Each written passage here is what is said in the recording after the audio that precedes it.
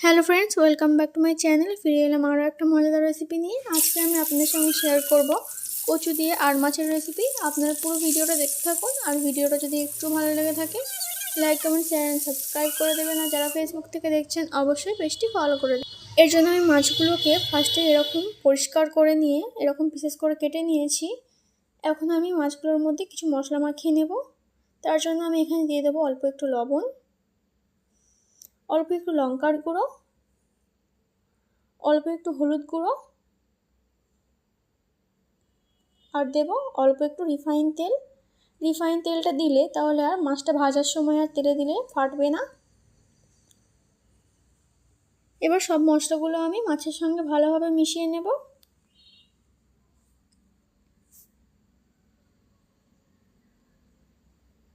মশলাগুলো আমি মাছের সঙ্গে ভালোভাবে মিশিয়ে নিয়েছি। এখন আমি একটা ফ্রাই প্যানে তেলটা গরম করে নিয়েছি।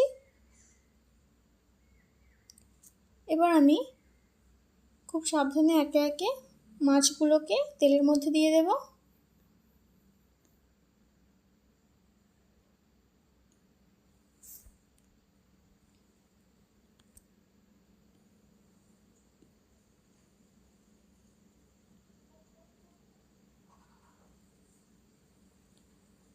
তো আমার এক পিঠটা একটু ভাজা হয়ে গেছে। এবার আমি অন্যদিকে উল্টে দেব। মাছগুলোকে উল্টে পাল্টে একটু লাল লাল করে ভেজে নিতে হবে।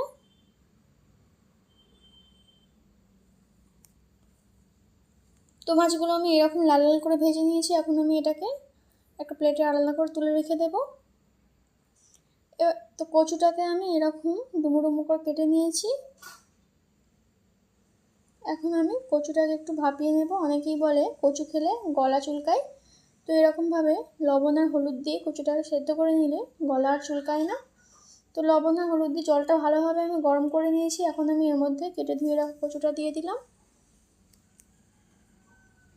এবার খুব ভালোভাবে কচুটাকে সেদ্ধ করে নিতে হবে।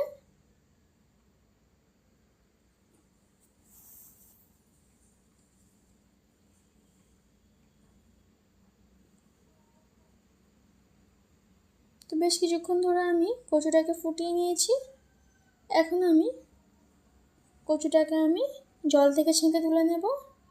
এবার আমি ওই ননস্টিকের হাঁড়িতে কচুটা রান্নার জন্য তেল দিয়ে দেব। তেলটা গরম হয়ে গেছে। এখন আমি এর মধ্যে দিয়ে দেবো পেঁয়াজ কুচি। পেঁয়াজ কুচিটা দেওয়ার পর একটু নাড়াচাড়া করে পেঁয়াজ কুচিটা ভেজে নেব। পেঁয়াজটা আমি এরকম হালকা গোল্ডেন কালার করে ভেজে নিয়েছি। এখন আমি এর মধ্যে দিয়ে দেবো অল্প একটু হলুদ গুঁড়ো, স্বাদ মতো লবণ। যেহেতু আমি মাছ ভাজা এবং কচুটা সেদ্ধ করার সময় লবণ দিয়েছিলাম, তাই লবণটা অল্পই দিলাম। আর দিলাম অল্প একটু লঙ্কার গুঁড়ো, আর দেবো আদা রসুন বাটা। এবার আমি মশলাটা কষিয়ে নেব। মশলাটা যাতে পুড়ে না যায় তার জন্য আমি অল্প একটু জল দিলাম।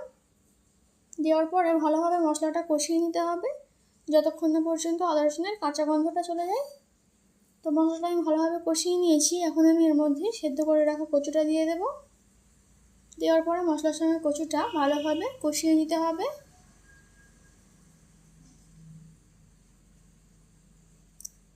কিছুক্ষণ কচুটা কষিয়ে নেওয়ার পরে আমি এর মধ্যে এরকম সরু সরু করে কাটা আলু দিয়ে দেব। আমি এখানে আলু দিয়েছি। যারা আলু খেতে পছন্দ করে না তারা আলু না দিয়েও করতে পারেন। এবার আলু এবং কচুটা মশলার সঙ্গে বেশ কিছুক্ষণ ধরে ভালোভাবে কষিয়ে নেব। অল্প একটু জল দিয়ে কষাবো।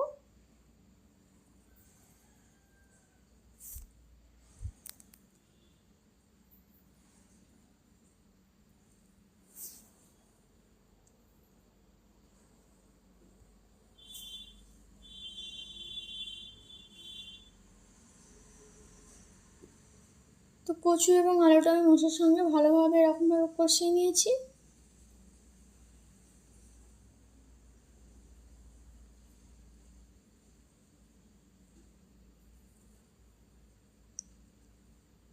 এখন আমি এতে জল দিয়ে দেব। জলটা আপনারা যেরকম ঝোল খেতে পছন্দ করেন সেরকম অনুযায়ী দেবেন।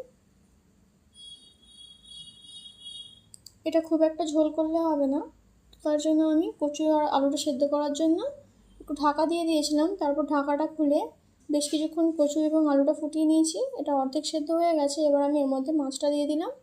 দেওয়ার পর আরও একবার ঢাকা দিয়ে কচু আলুটা ভালোভাবে সেদ্ধ করে নেব।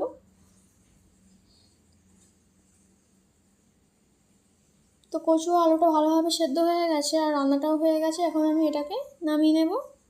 তো ফাইনালি কচু দিয়ে আর মাছ রেসিপি আমাদের একেবারে রেডি। এটা খেতে কিন্তু দারুণ টেস্টি হয়, গরম ভাতের সঙ্গে কিন্তু জাস্ট জমে যায়। আপনারা একবার হলেও বাড়িতে ট্রাই করবেন। আর ভিডিওটা ভালো লাগলে like comment share and subscribe করবেন। আর যারা ফেসবুক থেকে দেখছেন অবশ্যই পেজটি ফলো করবেন।